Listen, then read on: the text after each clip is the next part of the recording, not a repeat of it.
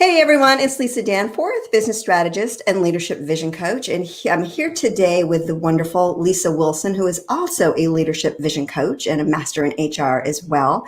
Lisa and I met online. Was it through LinkedIn? I think it was. It was, yes. Yeah, we just sort of like followed each other and commented and jumped on some conversations. Gotta love social media, definitely. So thank you so much for joining us today. If you are watching either live or on the replay, please feel free to pop in where you're dialing in from. That would be great. And we're also blasting out to LinkedIn, Facebook, and YouTube, so you can catch us in all sorts of places. And today, Lisa is going to be talking about, we're going to be talking about the leadership in tough times and how that requires more self-care, because it requires more empathy for your team and for yourself. And we're going to jump in and start chatting with Lisa in just a minute. But I really want to share some of the upcoming lives that I've got going on, and I think you're going to absolutely love them. Next week is with the one and only dynamic Paula Diaco from Write Stories Now. She's a book and writing coach. She's going to be talking about the value of writing a book proposal, even if you're self-publishing your book.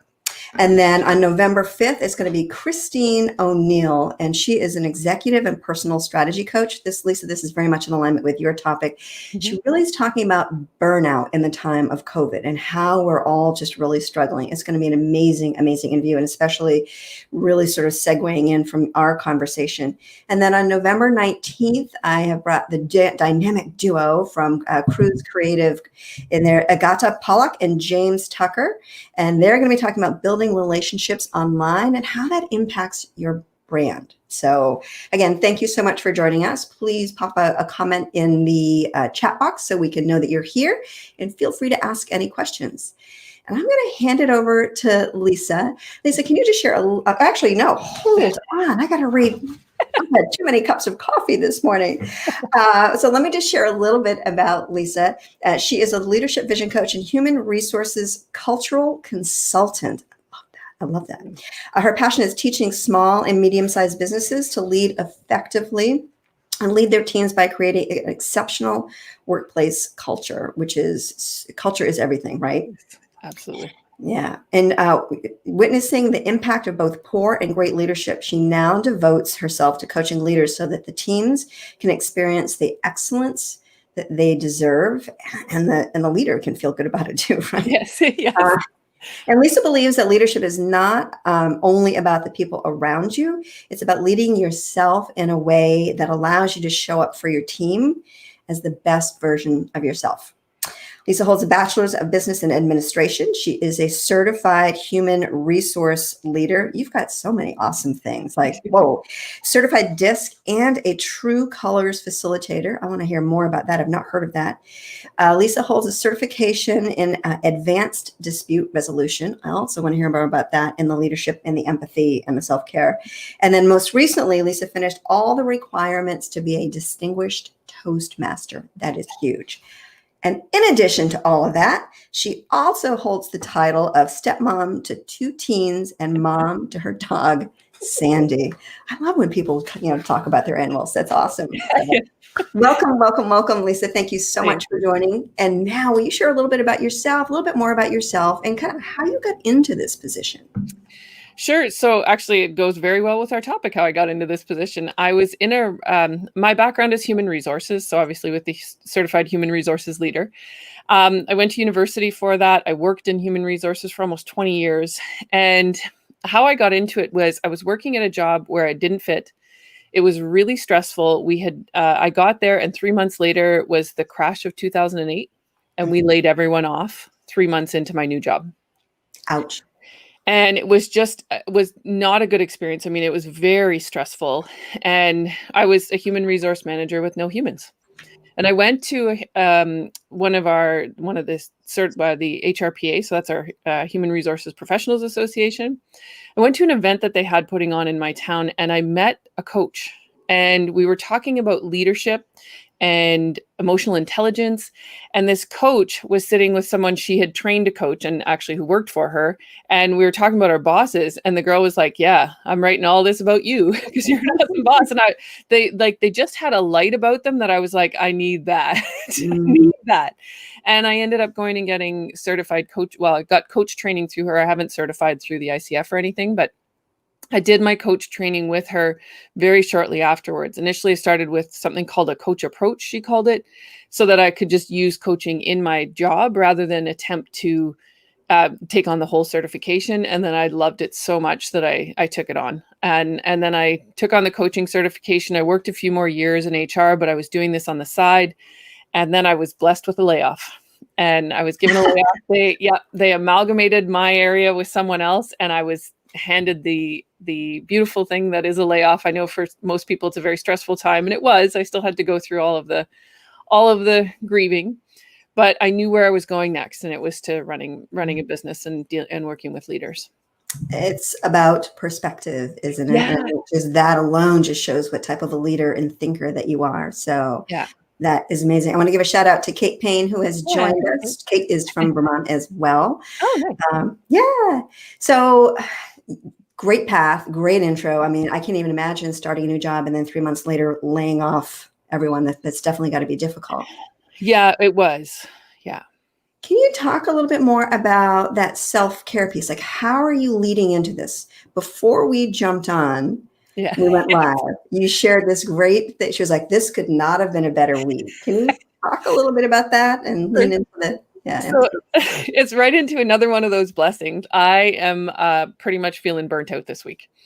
And I have been since I spent the last weekend going, okay, you've got time, relax, and totally like walking myself into a relaxed state. And as soon as I got in the office Monday morning, my shoulders were up here again. There was emails coming in, I had meetings, I had all of this stuff going on, and just, all that tightness and tension came back. And I thought, oh, of course, it's going to happen this week because we're doing this on Thursday. But what I did was, so I got through Monday. I have Toastmasters Monday. So Monday's a long day for me.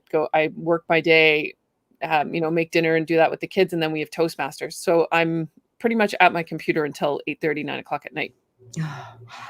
So Tuesday, I just went, okay, I've got the night off. I need to use this properly. We're about to talk about self-care, and I totally did. It was a full night of self-care. First thing I did, though, was I finished up all the little things. So instead of trying, like I try and finish my workday at 4 o'clock every day, just so that I have some family space. And I thought, no, you're staying here for 15 more minutes. You're finishing these last 3 emails because they're just going to like be on your brain all night, right? So that was number one. Then had dinner early with the kids. We got everything done and cleaned up early. I had a nice bath with essential oils and Epsom salts. And then I did something I've been meaning to do for a long time. I think it's Qigong. It's spelled Qigong. But I listened to the guide today. It's called Qigong. And so I did that before I went to bed, and it was just amazing. It was helped me center. By Wednesday morning, I felt so much better.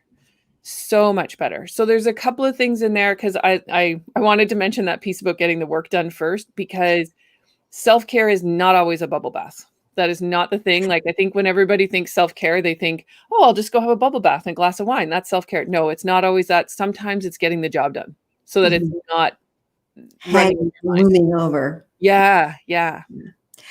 Great story. I want to give a shout out to Paula Diaco. And I just want to say, because as you're sharing the story, Kate posts that she's like, oh my God, I had that same type of. Awesome. Yes. There is a lot of that going on. And I want to ask you to back up just a second and share with the audience, what were some of the triggers, the zones that you were like, okay, I'm stepping into that burnout zone? Because I think, especially as business owners or leaders, when we're responsible for so much, we don't recognize it for ourselves. We stop and think, if I just double down, we can get to the other side of this. Because can you share some of the, what you noticed that was burnout? So the last couple of weeks, I have 2 stages, and they're either relaxed or like I'm going. almost manic. It's not manic, but it's very Mm. close to it.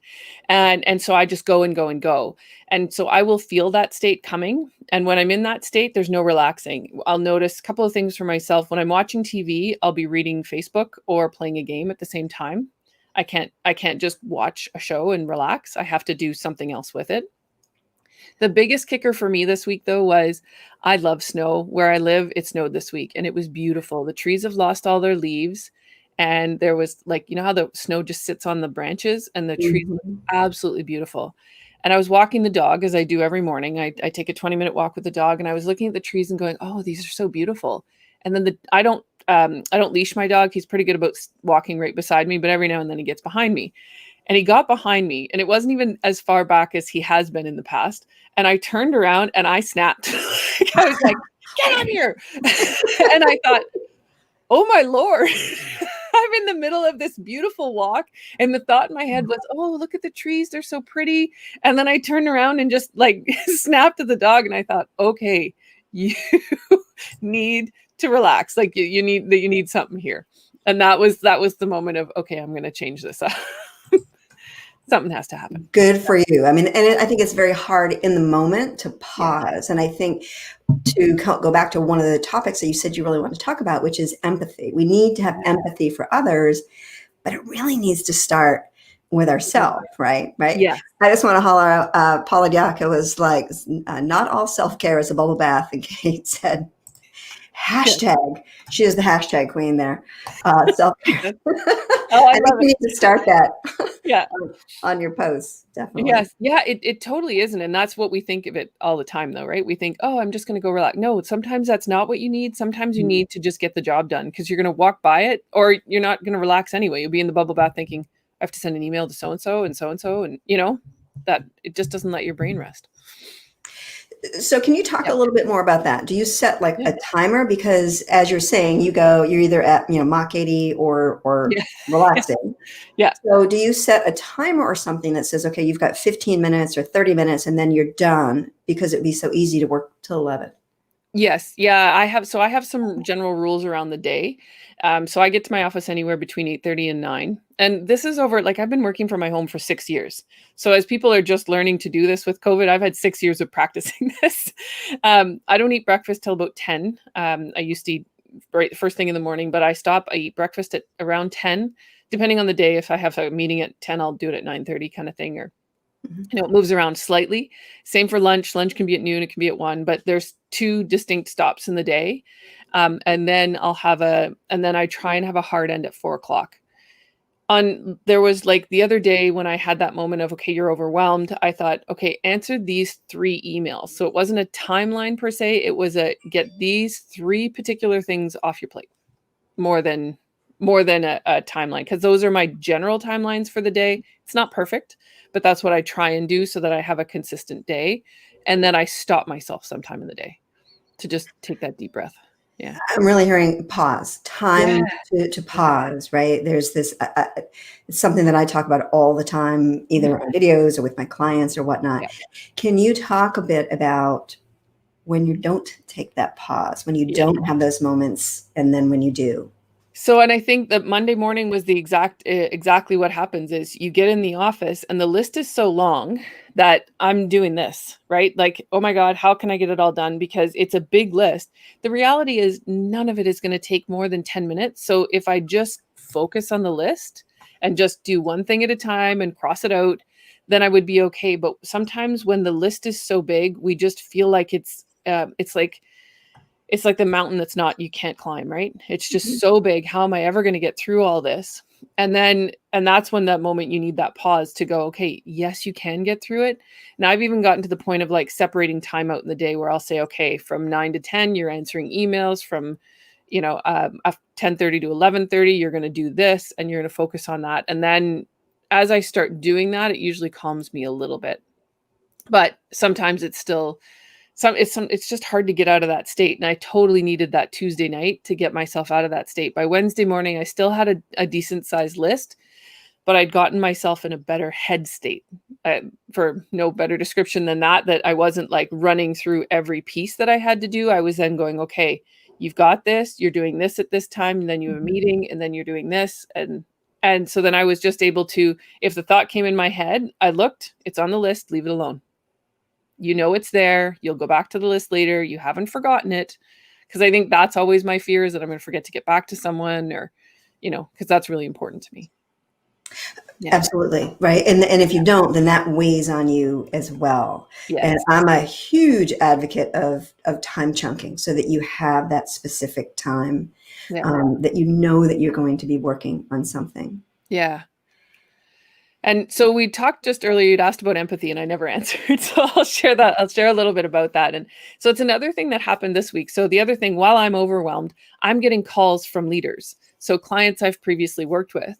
And I actually ended up calling one of the women out on it. And she called me and we had a discussion, but it was her and a couple of other of her leaders. So I was just kind of working out a solution with them.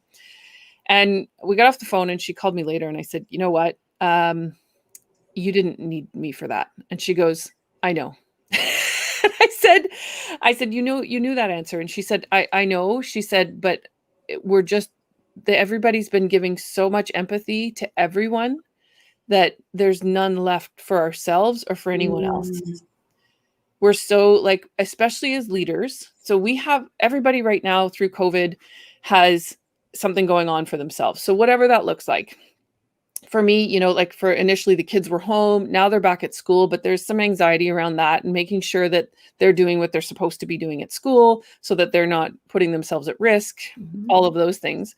I'm working from home. So for me, not a ton of concern about COVID. But then when you have a team on top of that, whatever you're dealing with at home, you're dealing with at home. Now you have your team and you have to have some awareness of everyone on your team and how they're doing. So it's not just you've got your own stuff, and then you have to have some awareness of what's happening for them in case they're going to need something from you or they're going to need something else from the team. And all of that giving and having that empathy and being aware is exhausting. And just to add the little cherry on the ice on the ice cream sundae is everything is hard. So I went curling last night, the first night of curling. That's right, from Canada. Yes. So it was my first night of curling and I went back, and first night after a year, it's going to be tiring anyway, just because your muscles aren't used to doing that. You've had a few months off, and we've had since March off. Normally we go till April, May. So we've had all this time off the ice. We're going back, but now we also have all these rules that we have to follow. So you walk in, you have to follow the arrows. You have to take off your shoes here. Then go put your shoes on over there. You're also not allowed to use the change rooms. We can't use the change rooms anymore. So we have to go to our designated table from our, like whatever your night is. So like if you're playing on sheet 3 and your team B, you have a table. So you go to your table with your team. You have to keep distance and keep your mask on. Then you get on the ice. You can take your mask off. But now the mask is off. You must stay distanced at all times. So this means new rules to the games. So there's habits of mine that I'm not allowed to do, and I literally am fighting myself. So one of the things, I'm the skip, so it's easier for me because I'm not walking up and down the sheet all the time. I'm standing at the end of the ice. I have to stay away from the other skip though, so we have to stand on either side, and then she has to wait till I come off, and then she goes in, and vice versa. And what we used to be able to do is if their rock is coming, there's a line at the back, the T line, I'm allowed to sweep their rock. If it's heavy, I can go and sweep it out. We're not allowed to do that anymore. But I have been doing this since I think I'm 8 to 10 years old. So I've been curling for like 30 years, and that's my habit for 30 years. So I'm sometimes standing at the back going like, oh no. Oh no. So there's nothing easy right now. Like curling, 30 years. I've got 30 years of experience in this. It should be simple.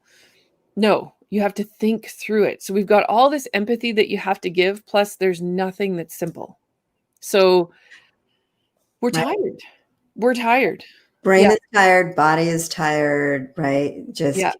And I really appreciate what you said about giving empathy to everyone else, especially as coaches and as leaders, that we don't even probably recognize for ourselves that we need it at times. Yeah. I just want to say, Leora Dowling, who's also calling in from Vermont, says, I need this discussion. Thank you, Lisa Wilson.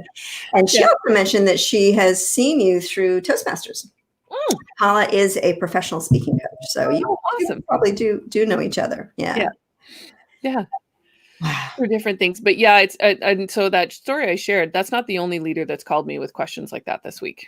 It's, Really? no, because like I said, we're all burning out right now. It's been 6 months. I love that you're having a full talk about burnout in a couple of weeks because it's so needed right now. Everybody's just feeling that exhaustion. Yeah. Yeah, Paula says nothing is easy. Yeah. She keeps walking out of her house.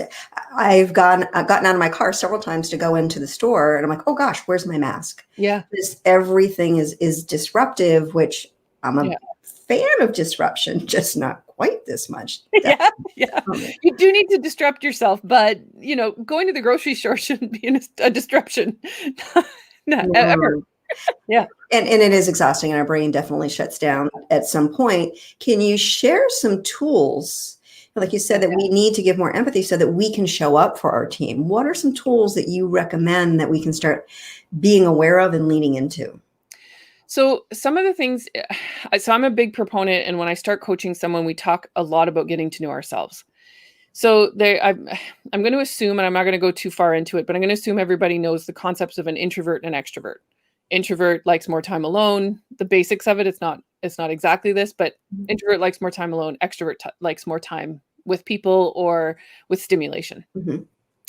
So there's also something called an ambivert, and that's someone that's in the middle of the scale.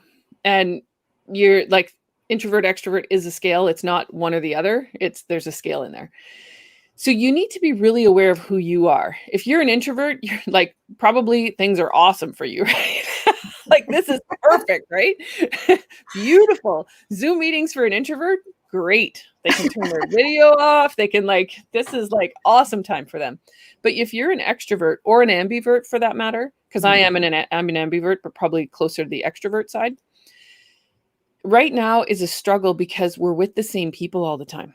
So last night I went out, and I had kind of forgotten how much I missed going out and doing those things. So Toastmasters is continued, but it's online. And sometimes I'm like, really don't want to go back to the office and go online tonight. Like, as much as I love it, don't want to do it.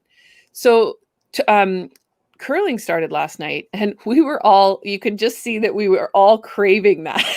Because normally it's ladies' night. We only play 6 ends, so it's about an hour and a half. Then we'll have a drink. That's the general rule of curling. You sit down, you have a drink after. But most of us are out by 9:15. We were all there till 10 o'clock last night. So I was like, and I never once looked at my watch to think, oh, I got to get home. I was just so happy to be there and so happy to be connecting with people in person. So know yourself and know what you need. And in every moment, so the biggest tip I give is, in every moment, know what's more important for you. So is it finishing the task, or is it taking a break? And that sometimes is a really hard thing to figure out.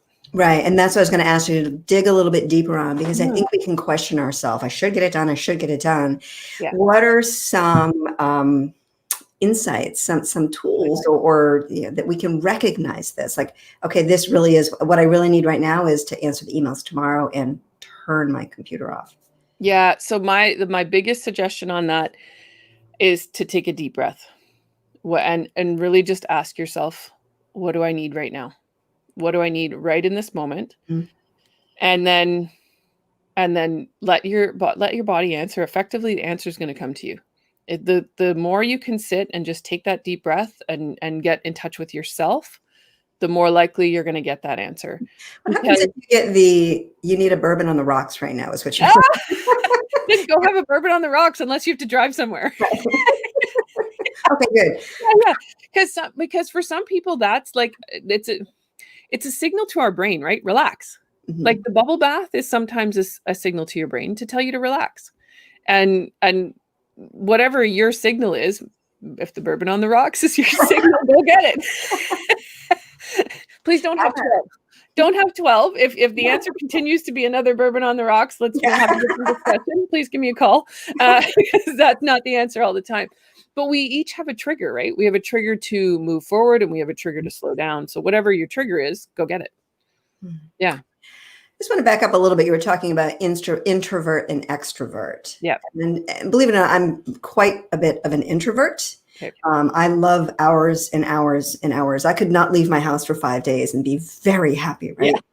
So to recognize, and I've been struggling because even though I love being my alone time, Yeah. it is a big struggle to then sort of get myself out there. I know that some friends have been inviting me to do, go for a walk or whatever, and you can get in this funk, which is it's moving in the opposite of self-care, Yeah. right? When Yeah. you think you just want to sit. So talk, if you will, a little bit about being aware of when our choices are actually moving us in the wrong direction, like especially as an introvert.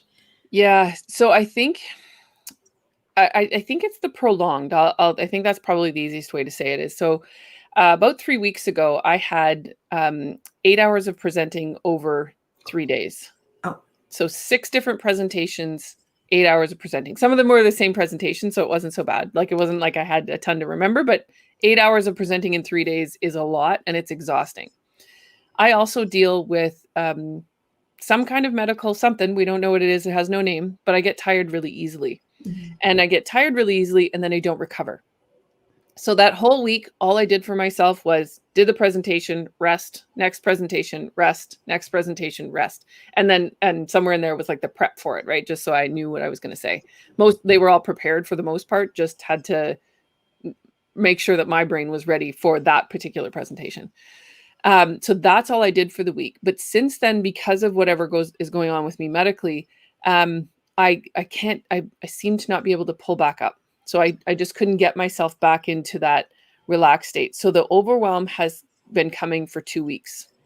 And when I hit Monday morning and I'd worked so hard over the weekend to relax myself, and I hit Monday morning and did this, I was like, okay, now it's prolonged. I need something different because I think I got into that state of, okay, what do I need right now? I need to finish these 3 emails. I need to finish this. I need to finish this. I need to finish this. Instead of going, no, in this moment, you need to rest. And that, I think that is the hardest decision to make in any moment, because I think the previous week I'd chosen rest, obviously through that 8 hours of presenting, I'd chosen rest, but in choosing rest, it things got put off and now my list was really long. And you're like, no. Yeah. So now even in my rest times, I was running, right? My brain was running. So I think the prolonged, when things go too long and you start to see behaviors in yourself, I am big proponent of self-awareness. You start to see behaviors in yourself where you would say yes to this normally and you're suddenly going, no. Yeah, no, this is something I would normally do. So maybe I need to push myself and go here. Yeah, I was Yeah. going to say awareness was the word that was really coming to me of Yeah. when we're aware, we can make different choices, even if it's Yeah. uncomfortable, right? Even we Yeah. know that it's in our best interest, that Yeah. awareness. So it's really leading self, which is, I know, one of the things that you were talking about, so that we can bring our best version of ourselves for ourselves and our team. Can Yeah. you take that and run with it a little bit? Just really Sure. leading ourselves. So, like I said, first thing about leading yourself is knowing yourself. So, knowing yourself, knowing what you need. If you're an introvert, you need more time alone. If you're an extrovert, you need more time with people, and balancing that and not feeling bad about it. Don't feel bad about it. Like, if you need more time alone, fill your boots. That's okay. And it's okay to say no, and no is a complete sentence. And Love that. yeah, N-O. yeah, no. You coming? Nope. Nope. See you later. That's okay. We don't owe anyone an explanation when we don't want to do something. And uh, so really being aware of yourself is number one. And then as a leader, the second piece is being aware of your team and what they need. But as far as sorry, you asked more about the self-care. So the being aware of yourself, then you know what you need in every moment. So for me being an ambivert, the last 7 months have been tough because the most people I see all the time are my stepkids and my boyfriend. I have so many other interests that they're not interested in, and I haven't had the opportunity to talk to other people about those things in some cases. So, and not in a business setting, and not in a mastermind, and not in a, just a relaxed setting with, I haven't had that opportunity, and it's not necessarily easy. So know what you need in that moment and then get creative and go find it. So even if we're stuck at home, like really, now that I think back to it, if I had some more awareness around this, and we did do that this summer, it's just been slowing down, I think, through the fall. We had our neighbors over, we had fires outside so that it was safe. We were distanced. We had a Toastmasters meeting outside at my fire. So again, everybody So was your distant. photos. Yeah, so we did do that in the summer, but then kind of end of August in the last month and a half, it hasn't been happening. And I kind of forgot how much I need it. And so when I had curling last night, it was just like, so, but be aware of what that is, and kind of, when you know yourself better, you know what you need. And you'll take that moment and go, okay, wait, I'm an ambivert. The last month has been me at home and only working. That's not good. Even if I'm going out, like some of those presentations were in person, but those presentations in person were that much more effort because I now had to call each building and find out what my rules were. I had to think about things like, will I be allowed to use their water cooler? Probably not. So I had to carry 3 bottles of water with me because I was talking for 4 hours. Like, just all of that stuff is exhausting on us. So be aware, and then know what you need in that moment. Yeah, I know when I've given webinars, I'm exhausted at the end of a webinar, Hmm. but I am full of life after an 8-hour in-person workshop that I presented for 8 hours. So just how much the video really drains us. I'm more exhausted at the end of the day, for Yes. sure. So you said, don't be afraid or don't feel badly for saying no. Yeah. Right? Communication is a huge part of leadership, empathy, self-care, all of Yeah. that. Will you share some tools for people on how to say no and not feel badly about it? Because I think at least the leaders and business owners that I work with and speak with, they really struggle with that 2-letter word. Yes. And especially if it's a heart-centered business, right? Because we're here to give. Right. We're here to give. But we need to be selfish, and you need to, like, embrace the word selfish and be selfish. Just embrace it and be it. We've been taught our whole lives not to be. Mhm. That's not a good lesson. We need to forget that lesson and take a new one. Selfish is good. Yeah, when your bucket is empty, you don't have what you Yeah. need to be the Yeah. leader and have the empathy and lead. Yes, and so that selfishness is needs, like, you have to do it. You have to take care of yourself. So I just had a conversation with my 2 stepkids this weekend. And they've both got things going on, and they often try and fix their problems themselves. And so I keep saying to them, "Look, I'm not capable of solving all of my own problems myself, and I'm 44. I still call my parents, I still call my friends, I still call my siblings, I call and I get help. So the 2 of you at 15 and 16 are not capable of doing these things yourself. Come and talk to us. I'm okay with that. Because when you don't, the 2 of them act out in different ways, but they act out. So I said, come and talk to me. I said, I'm putting in a new rule though. They said, what? And I said, I'm allowed to say not right now. And they were like, Oh, that's beautiful. Yes. okay. I said, because I teach this and I forget to do it myself sometimes. So I teach this. When I teach difficult conversations, one of the things in there is it's an invitation. When you want to have a difficult conversation with someone, you're inviting them. An invitation is allowed to be declined or asked for later. Mhm. Because depending who you're working with, some people need more time. So I can go into a meeting. I don't need an agenda. I'm all good. I'll figure it out. I'll write 3 lines of what we're going to talk about and I'll get us there. I will get through the list. And as soon as we walk in the room, I'll get everybody else to tell me what else they need and we'll just add it to the agenda. I'm good with that. Others are not. Mhm. And they need here's the agenda. Here's what we're going to talk about. Here's where I'm aiming at the end of the meeting. Think about it and then come to the meeting. Because if they don't have that, it's really difficult for them. So you have to know yourself, but then you also have to know who you're dealing with and know whether they need more time or whether they're like you and you can just go quickly, and how they handle things. So different personalities handle things in a different way. So we talked about, actually, you mentioned at the beginning, the true colors and the disc. Those are both personality assessments. And the reason I do them is that so you understand yourself better, but also understand that there's 3 other personalities that are not like you. Yeah. So then you can give to them in the way that they need. So some people are more about people, some are more about tasks, so more about getting the job done.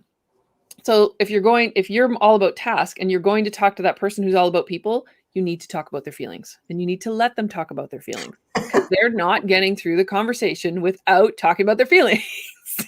So you're going to have to just get yourself ready for that. While it's not your preference, let them speak in that way. Same for those who are, those who are all about feeling, and you're talking to someone who's not about feeling. Don't make them talk about their feelings. They don't want to. They just don't. So let them talk about the task and the headiness of it. Like, let them talk about the facts around it, and they're good to go. So you have to know yourself, and the better you know yourself, the easier it is to work with other people. And that's why I'm trained in two. DISC is part of the reason for two is they're very different in their approach to it. So DISC is very, I use it mostly with managers because you get a whole package of information that is like, this is how you deal with this other personality as a manager. This is how you deal with this other. So it's really like it's always there for you. You can go back and read it. True Colors is the same, but it's more fun. It's actually easier to remember. So when I'm doing some team building, we usually do True Colors.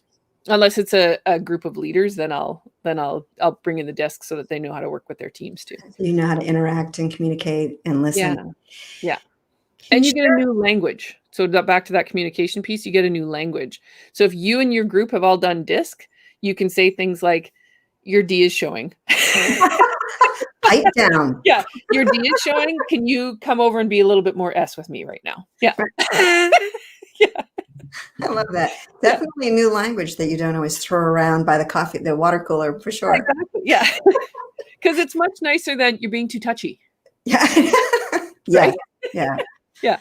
You think too much. Yeah. I'm like, no, I don't. No, that's who I am. Yeah. In talking about teams and the communication and whatnot, can you share a bit with the audience about workplace culture and the leadership and Yeah. So culture is really important, but it's not something we take time for. Mm-hmm. And the reason I say I work with small to medium-sized businesses, because I'm a big believer in getting them small, because I have been part of the corporations that are trying to change their culture. And that is a slow process. Yeah, it takes a really long time to turn that boat.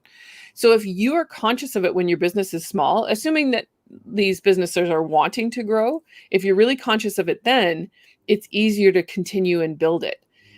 And so the thing about culture is defined by the stories that we tell. So it's not necessarily what you're putting out there. So you can have your mission, you can have your vision, you can have your values, but if you put them up on the wall and ignore them, that's what they are. They're up on the wall and they're ignored. They need the halls. I love that one. Yeah, they need to be living, breathing documents. So my example is always, have you ever been so like McDonald's is supposed to be one of the happiest places in the world. You can even order a smile off the menu, right? They have French fries. Yeah. So, but you can order a smile off the menu. Like that's what they put out there. It's meant to be fun and friendly and whatever. But have you ever been to a McDonald's and seen the leader yelling at the guy in the back? Yeah, that is not the friendliest place. And it's funny because I've been saying that recently. Like, I used to not use a specific example, but it happens at McDonald's. And everybody's been to a McDonald's and seen the leader. And I mean, it's not. People don't look happy. No. And it's not that leaders, I don't think it's their intention. I think they do go in there with the intentions of being friendly and happy and whatever. But I think what happens is the fries got burnt and now they're way behind and there's this cost and it's going to be put on them. And so there's all this stress and now there's 12 people waiting for fries because everybody orders fries and the guy just burnt them. Like, so now this stress level comes up and that's just what happens, right? But that's what I'm talking about when I talk about culture, is that if you're going to say that you're the friendliest place in the world, you better not be yelling at your people in the background. I think plenty of organizations do. They again, their values are on the walls. They don't put them in the halls and put to use every day. Yeah. Yes. Oh, I love that. I love that saying. But yeah, it does. It really needs to live and breathe. And then it goes by the stories. So the best work company I ever worked for is called Magna International. It's Canadian based, and they set up their business with what they call the Magna Charter. It's basically loosely based on the Magna Carta. Mm-hmm. So effectively, it was the rules of what you're going to get as an employee as you work there. But it wasn't just on the walls. So as an HR professional, I had my filing system was based on the Magna Charter. So that's how I filed everything. That's how I dealt, and I still remember it for the most part. I don't remember the whole thing, but I remember the first line. It was the first line of it is job security. And that right underneath says no one can give you job security. It does not exist. Job security does not exist. We give you job security by making a better product at a better price. So, Oh, and you are part of that. Yeah. So that love was their number one thing. And it was there and we all knew it. But then they had all these programs around that. So they told stories about like the stories they told were about how people were finding ways to make the product better or cheaper. They had a whole thing called winning teams. I probably have, yeah, I do. I have a flag up there in my room somewhere from it because I've kept it. It's this thing called winning teams. And you would get together as a group and you'd come up with a way to save the company money. And if you saved a certain amount, there was a huge gala at the end of the year because they literally saved the company so much money they could have this gala and everyone wore dresses and they'd bring in an entertainer, and if you were there it was because you'd saved the company a certain amount of money. what I really heard from that story is safety, creating a safe space and a safe culture for people to show up and question, be curious, to try and to fail. Yeah. And when we do that, we're leading with empathy. We're leading with a communication style that invites Yeah. people to the table for conversation. And when we do that, we feel better, right? As leaders. Yeah. That's what is Yeah. so amazing to me. And it matches, right? So there'll be other places that'll say, and I will say that Magna wasn't perfect because it means that each leader needs to be that way, and some weren't the best at it. That's just the reality. But they did work really hard to make sure that that existed, and like I said, all of their policies and procedures followed that. There was an employee handbook. It was by each line on the Magna Charter. So when you're thinking about your business and you're thinking about leading your team, you have to show up in a way that is matching all of those things that you say. So whatever that looks like, that doesn't mean you can never get stressed, but rather than getting stressed and yelling at someone, coming in and saying, "Dude, I'm really stressed today. Today is not the day to come to me with that." You do not want to go there. Yeah, don't do that today. Let's not do that today unless there's a real reason for it. And if there is, Mhm. just give me a moment, give me a couple of breaths, and then we can Batten do down the talk hatches. about it. Yeah. Yeah.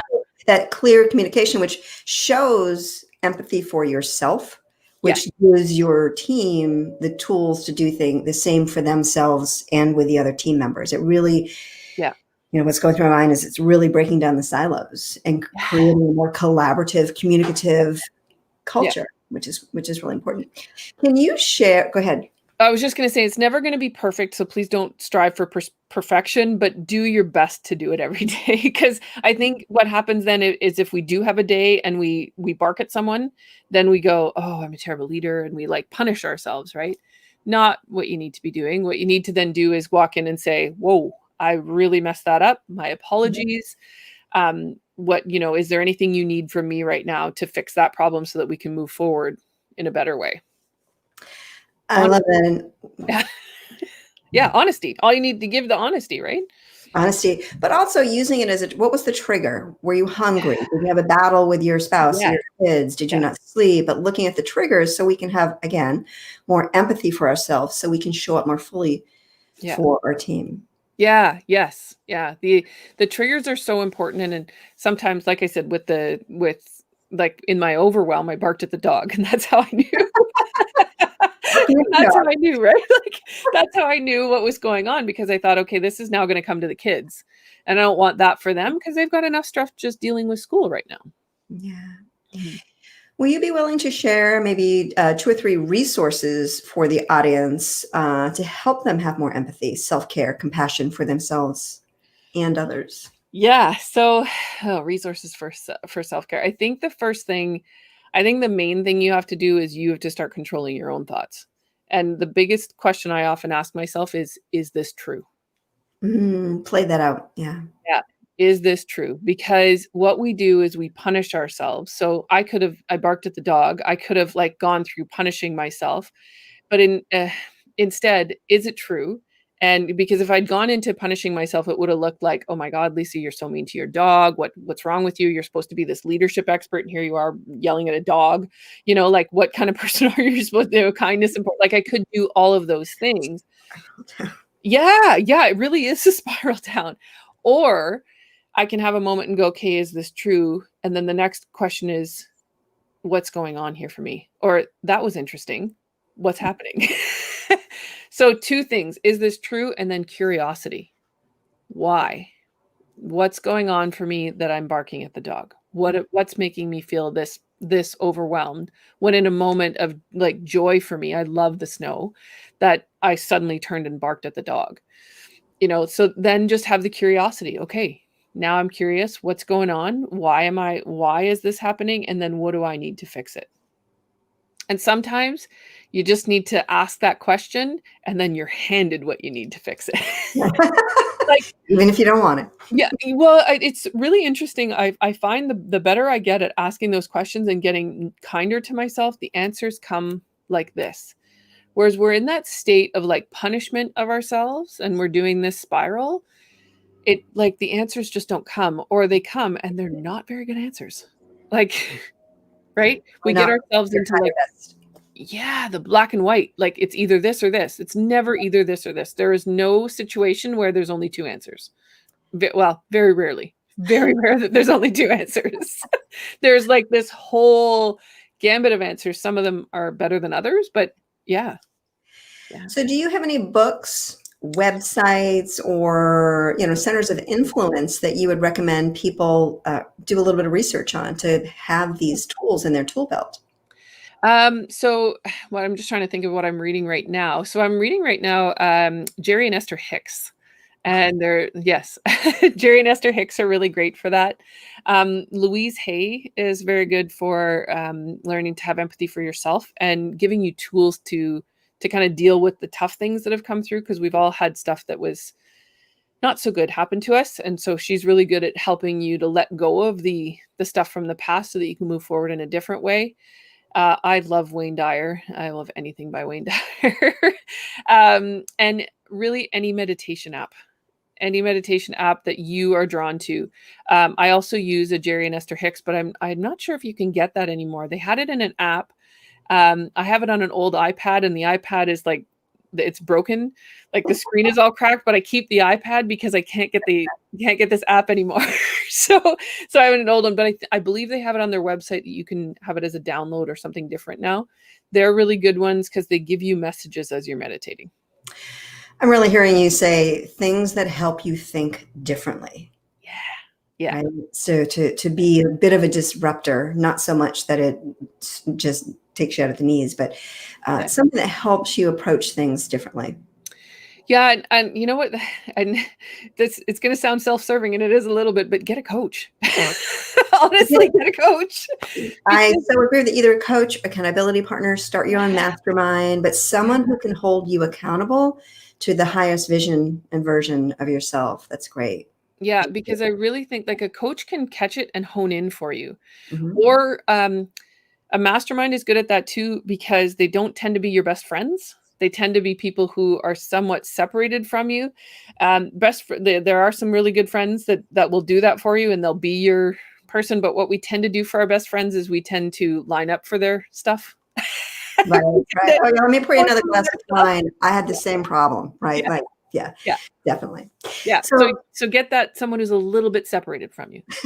Yeah, definitely. I think that's a huge portion. And I know the clients that I work with, one of the things that they come to me for is accountability, almost all of them. So if a coach isn't your pathway, find someone who's willing that you can be agreeable in holding the other one accountable to their dreams. So yeah, great. Thank you for highlighting that. Yeah. So we're coming up on the hour.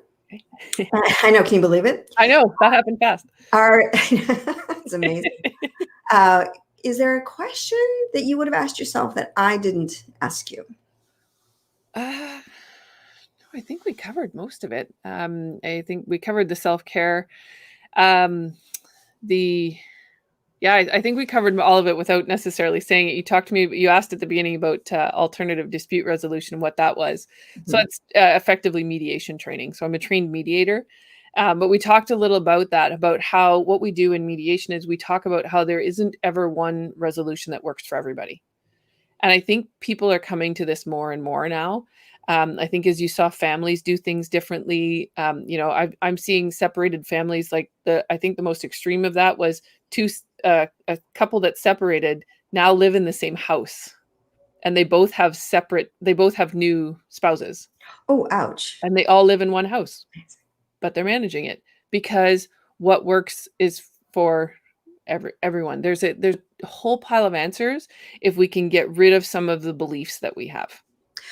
Yeah. Absolutely. The beliefs and the judgment. I'm reading a lot about that. I have a book. The book that I'm reading right now is called Fierce Conversation by, I think it's Susan Scott. Nice. I mean, just amazing book. And it is, it's those beliefs, the lens through which we see and experience life Yeah. impacts how we interact with others. So Yeah, and that kindness. I think actually, as you were saying that, the Brené Brown came to my head. So anything by Brené Brown, just listening to, because she talks so much about acceptance and that whole idea of empathy for ourselves and empathy for others, and what empathy really is, not what we think it is. I was thinking of her when you were talking about feelings, and she has a part in her most recent book, Dare to Lead, which was you can either deal with emotions now or in the future, but you're going to deal with them in some way, shape, or form. So Yeah. let's do this. And the book I base my difficult conversations, well, part of the presentation that I do that I base it on is a book called Difficult Conversations. I think Stone, Patton, and Heen are the people who wrote it. And that's one of the things that they talked about in there, which is really interesting because it was written for professionals. And they talk right in there about you cannot have a difficult conversation without talking about emotions. It's not. It's their comparison is it's an opera without music. So I love that. Yeah. That is great. And some of us are more comfortable talking about our emotions, some aren't, but we can all learn to talk about our emotions. And the better we get at them, the better it is. And there's a Broken Brain podcast. It's called a Broken Brain podcast. Yeah. And I can't remember who's he was the kid with a broken brain, and he Oh no. The podcast is called Broken Brain. It's by I can't remember who does it, but it's with Mark Hyman. He's involved in it. And they interviewed this woman, and she I didn't bring my phone close to me or I would look it up. I think it's episode like 156 because I've just told someone about it. And it's a woman who talks about anxiety not being what we believe it is. And so anxiety is not a thing that we have. Anxiety, she describes anxiety as the inability to deal with the tough emotions. And she names off 8. And I know anger is in there, sadness is in there. I don't remember what all the 8 are, but she talks about these 8 emotions that when we don't know how to deal with them, they come out as anxiety.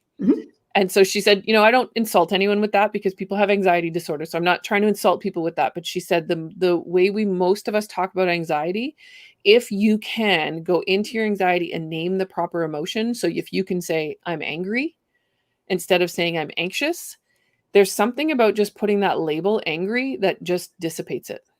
And when like I said, when I teach difficult conversations, that's the first thing I ask people to do. What are you feeling right now? Because the moment you name it, the moment you say, I'm angry, you go from I'm angry to, oh, I'm angry. Okay. Okay. Now I understand. And there's this whole relaxation that comes with that, just giving that emotion. So yeah, so I wish I knew her name, but when I find it, I'll go put it in the. Yeah, I was going to ask you if you could put the book, was it Difficult Conversations, as well as the podcast in the chat. That would be great. Afterwards, just go in and plop it in because those are really great resources for people. And your whole just anger, we're not taught how to deal with emotions, and we're not taught how to deal with anger. And it actually is a gift when we, like you said, slow down and look at it. What was the trigger that got me angry, and how can I shift that in the future? I think that's. So I want to just say one thing to that is emotions are a gift if you are running them and they are not running you. Really noted. Because I hear this a lot from like the spiritual people that your emotions are a gift. yes. but some people take that as the allowance to then bleed their emotion on others. That's not the gift. The gift is in, oh, I'm angry. Awareness. What's that mean? Mhm. What do I need to do with that? So yeah, I get nervous when people say that now, that emotions are a gift, because I've just seen it too often where they're like, it's my superpower, it's my gift, and then they bleed all over everyone. Like their emotions just fall on everyone. So it's a gift if you let them be your witness. Absolutely. The awareness that it brings is the gift. Yeah, Absolutely. yeah, Yeah. Thank you for really highlighting that, because it is so true. Right. I think that's where we also get tripped up in the corporate world, is, not wanting to talk about feelings, but when we can look at what the triggers are, so Mhm. that we can then shift our behavior, there is a major gift in that for ourselves and the people Yeah. around us. So we are, like I said, coming up on the hour. Is there anything else that you would like to share? No, I don't think at this point. I think we've gone through the the whole We could go thing, another but 3 hours. I have absolutely no doubt about that. I know, yeah, I could just keep going. So what I'd love to do right now is just share the awesome interviews that we've got coming up in the next few weeks. So if you'd like to join us, you can absolutely register. So next week, I am chatting with the one and only fabulous Paula Diaco, who is a book and writing coach. She's from Write Stories Now. She's going to be talking about writing a book proposal, even if you're self-publishing. And that is on October 29th. November 5th is with executive and personal strategy coach. Isn't that an awesome title? Personal strategy coach. Christine O'Neill, she's going to be talking about burnout in the time of Corona. Huge. So much of that going on. That is November 5th. And then on November 19th, I have two fabulous people, Agatha Pollock and James Tucker from Cruise Creative Digital. They're going to be talking about authenticity, branding, just way to get yourself out there in a very unique and authentic way. So thank you. Lisa, can you please let people know where they can find you? They want to reach out, ask you some questions, and just connect. Sure. So you can email me at lmwcoaching@gmail.com, or you can just go to my website and there's a way to ask there. It's lmwcoaching.ca. L and W, is there an Oh, ampersand? no, LM. So Lisa May LM. Wilson. Okay. LMW. Yep. LMW. Perfect. So absolutely. And check out her LinkedIn profile. She has got some amazing weekly videos that she puts out, that Lisa puts out, and really great, succinct 2 to 3 minute videos that are so informative and helpful. So thank you everyone for joining. I really appreciate it. And if you're watching this on the replay, please feel free to pop your comments and any questions that you may have in the chat box and tag us, and we'll make sure that Lisa comes back and answers any of them. She is a wealth of information and a gift. Absolutely. So we need that empathy. Yeah. All right. Yes. And as always, to your success. All right. Thanks. Thank you. All right.